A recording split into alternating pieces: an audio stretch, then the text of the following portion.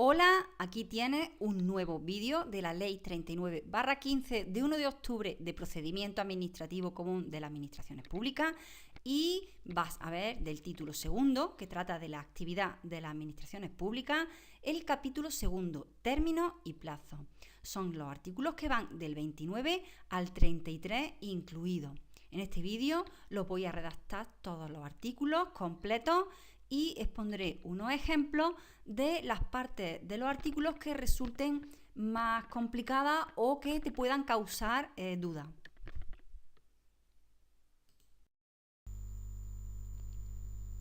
Bueno, pues en este capítulo la Ley de Procedimiento Administrativo regula los plazos y los términos en los que se debe realizar una determinada actuación administrativa.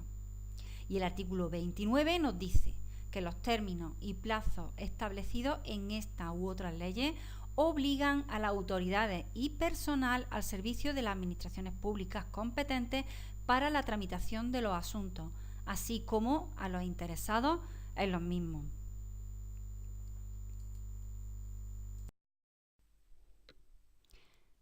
Bueno, el artículo 30 nos cuenta la forma en la que tienen que ser computados, es decir, la forma de calcular los plazos establecidos. Y podemos diferenciar o ver que la ley nos da plazos por hora, y esto es una novedad en esta ley. Nos da plazos por día y entonces tienes que tener en cuenta si son hábiles, es decir, cuando tenemos plazos por día hábiles, quiere decir que en el cómputo de día se excluyen los sábados, los domingos y los festivos. También, si son inhábiles, estos son los días que según la ley no son aptos para la realización de determinadas actuaciones o para el cómputo de día. Y estos días serían los sábados, los domingos y los festivos. Y también si son naturales. Aquí el cómputo de días se realiza teniendo en cuenta todos los días del año, incluidos los sábados, los domingos y los festivos. Aquí no se diferencia entre unos y otros, todos se cuentan. Y también vas a encontrar plazos establecidos por meses o años. Bueno, ahora sí, el artículo 30, cómputo de plazos. Y nos dice que salvo que por ley o en el derecho de la Unión Europea se disponga otro cómputo, cuando los plazos se señalen por hora, se entienden que estas son hábiles. ¿Y cuáles son las horas hábiles? Son hábiles todas las horas del día que formen parte de un día hábil. También nos dice que se contarán de hora en hora y de minuto en minuto, desde la hora y un minuto en que tenga lugar la notificación o publicación del acto que se trate. Y que no podrán tener una duración superior a 24 horas, en cuyo caso se expresarán en días. Continúa el artículo 30 estableciendo que cuando los plazos se señalen por día, siempre que por ley o en el derecho de la Unión Europea no se exprese otro cómputo, se entiende que estos son hábiles, excluyéndose del cómputo los sábados, los domingos y los declarados festivos. Es decir, la ley nos dice que siempre serán hábiles y que para que sean naturales debe venir expresado en una ley o en el derecho de la Unión Europea. Y para contar los días hábiles debemos de excluir del cómputo los sábados, los domingos y los declarados festivos. Cuando los plazos se hayan señalado por días naturales, por declararlo así una ley o por el derecho de la Unión Europea, se hará constar esta circunstancia en las correspondientes notificaciones. Se contarán a partir del día siguiente a aquel en que tenga lugar la notificación o publicación del acto de que se trate o desde el siguiente a aquel en que se produzca la estimación o la desestimación por silencio administrativo. Es decir, si hoy 19 de marzo me notifican una resolución, el cómputo de los plazos, del plazo que me hayan dado en esa notificación, tengo que comenzarlo a partir de mañana.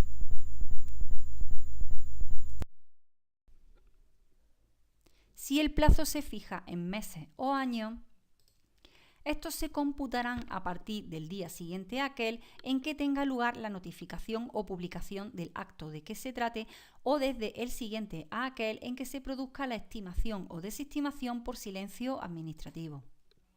El plazo concluirá el mismo día en que se produjo la notificación, publicación o silencio administrativo en el mes o el año de vencimiento. Bueno, aquí, aunque el inicio del cómputo del plazo se produce al día siguiente al de la notificación o publicación del acto administrativo o de la estimación o desestimación por silencio, finaliza el mismo día en el que se produjo la notificación, publicación o silencio administrativo en el mes o año de vencimiento. Por ejemplo, si te dan el plazo de un mes para recurrir y el acto es notificado el día 14 de abril, comenzará a contarse desde el día siguiente, 15 de abril, pero finaliza el 14 de mayo. Si en el mes de vencimiento no hubiera día equivalente a aquel en que comienza el cómputo, se entenderá que el plazo expira el último día del mes. Bueno, un ejemplo es una notificación efectuada el 31 de enero en el que me dan un mes para, pongamos igualmente, para recurrir. Entonces, finalizaría, según esto, como febrero no tiene día equivalente, es decir, febrero no tiene 31 días, entonces expiraría el último día del mes, que sería el día 28 de febrero o el 29 si estamos en un año bisiesto. Y cuando el último día del plazo sea inhábil, se entenderá prorrogado al primer día hábil siguiente. Siguiendo con el mismo ejemplo anterior, por ejemplo, en la Comunidad de Andalucía, el día 28 de febrero es festivo, entonces se trasladaría al día 1 de marzo, siempre y cuando este también fuera hábil.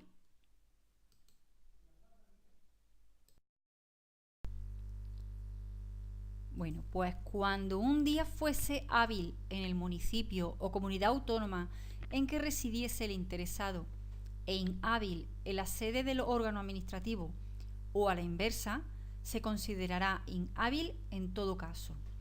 Bueno, pues un ejemplo para este caso sería si el interesado reside en la Comunidad de Madrid y el procedimiento administrativo se tramita por un órgano, por ejemplo, de la Junta de Andalucía, y seguimos así con el día 28 de febrero, bueno, pues entonces este día, que es festivo en la Comunidad de Andalucía, el 28 de febrero, se considerará inhábil.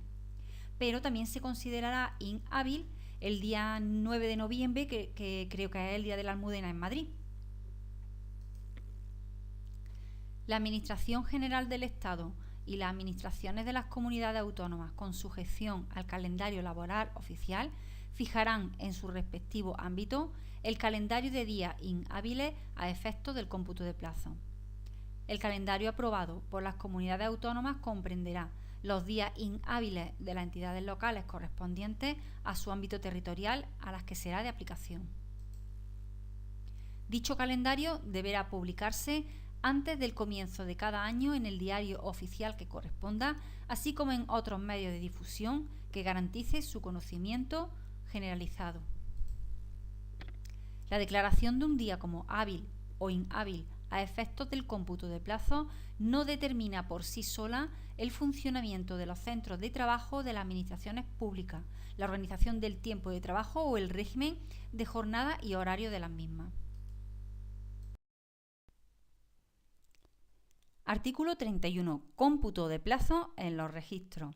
Este artículo establece una serie de reglas específicas para el cómputo de los plazos en los registros electrónicos y establece que cada administración pública publicará los días y el horario en el que deban permanecer abiertas las oficinas que prestarán asistencia para la presentación electrónica de documentos, garantizando el derecho de los interesados a ser asistidos en el uso de medios electrónicos. Esta primera parte de este artículo la podríamos relacionar con el artículo 12 de esta misma ley, que trata de la asistencia en el uso de medios electrónicos a los interesados. Y aquí se establecen una serie de garantías y de medios para que los interesados puedan relacionarse de manera adecuada a través de medios electrónicos con la administración pública. El registro electrónico de cada administración u organismo se regirá a efectos de cómputo de los plazos por la fecha y hora oficial de la sede electrónica de acceso, que deberá contar con las medidas de seguridad necesarias para garantizar su integridad y figurar de modo accesible y visible. Bien, el artículo 31 continúa diciendo que el funcionamiento del registro electrónico se regirá por las siguientes reglas. Permitirá la presentación de documentos todos los días del año durante las 24 horas. A los efectos del cómputo de plazo fijado en días hábiles y en lo que se refiere al cumplimiento de plazos por los interesados, la presentación en un día inhábil se entenderá realizada en la primera hora del primer día hábil siguiente, salvo que una norma permita expresamente la recepción en día inhábil. Bueno, un ejemplo muy sencillo para este trabalengua. Bueno, si presenta un documento un domingo, que está considerado inhábil cuando nos fijan un plazo en días hábiles, entonces, como estamos en un registro electrónico, se entenderá presentado a las 0 horas del lunes siguiente, porque el lunes ya sí sería un día hábil, siempre y cuando no sea festivo.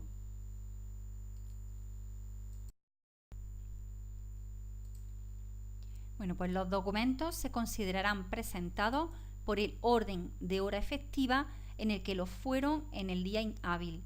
Los documentos presentados en el día inhábil se reputarán anteriores según el mismo orden a los que lo fueran el primer día hábil posterior.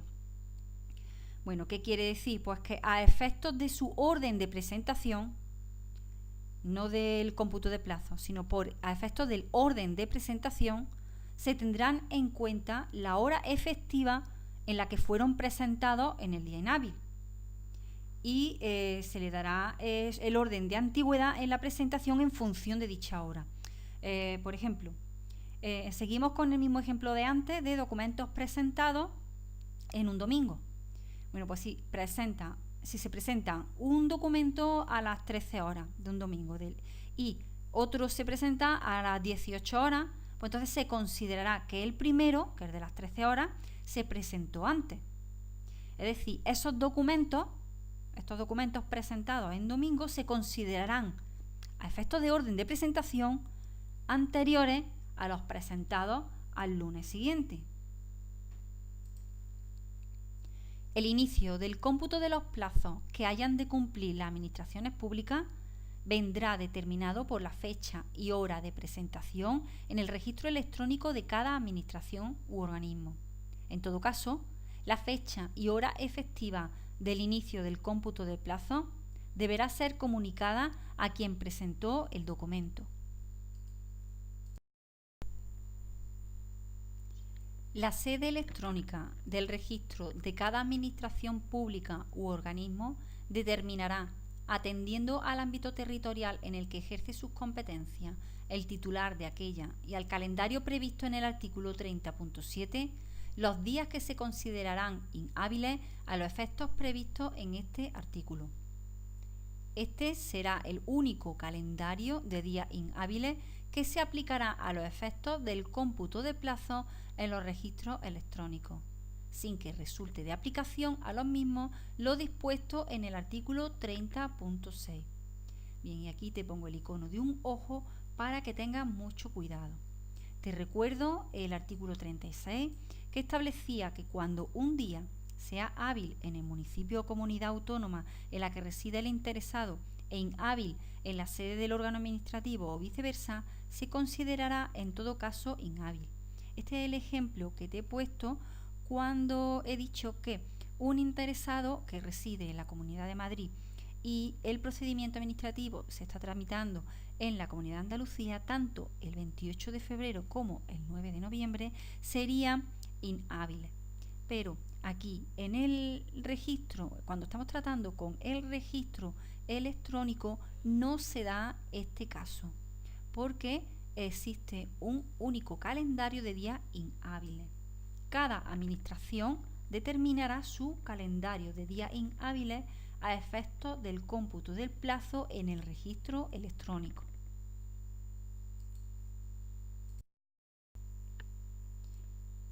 Bueno, pues ya estamos en el artículo 32. ampliación. La Administración, salvo precepto en contrario, podrá conceder de oficio o a petición de los interesados una ampliación de los plazos establecidos que no exceda de la mitad de los mismos si las circunstancias lo aconsejan y con ello no se perjudican derechos de terceros. El acuerdo de ampliación deberá ser notificado a los interesados. La ampliación de los plazos por el tiempo máximo permitido se aplicará en todo caso a los procedimientos tramitados por las misiones diplomáticas y oficinas consulares, así como a aquellos que, sustanciándose en el interior, exijan cumplimentar algún trámite en el extranjero o en los que intervengan interesados residentes fuera de España.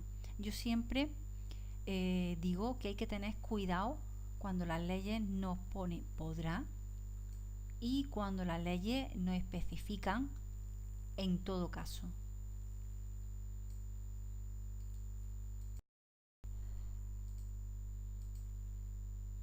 Tanto la petición de los interesados como la decisión sobre la ampliación deberán producirse en todo caso antes del vencimiento del plazo de que se trate. Cuidado, tanto la petición como la decisión y en todo caso antes del vencimiento del plazo de que se trate.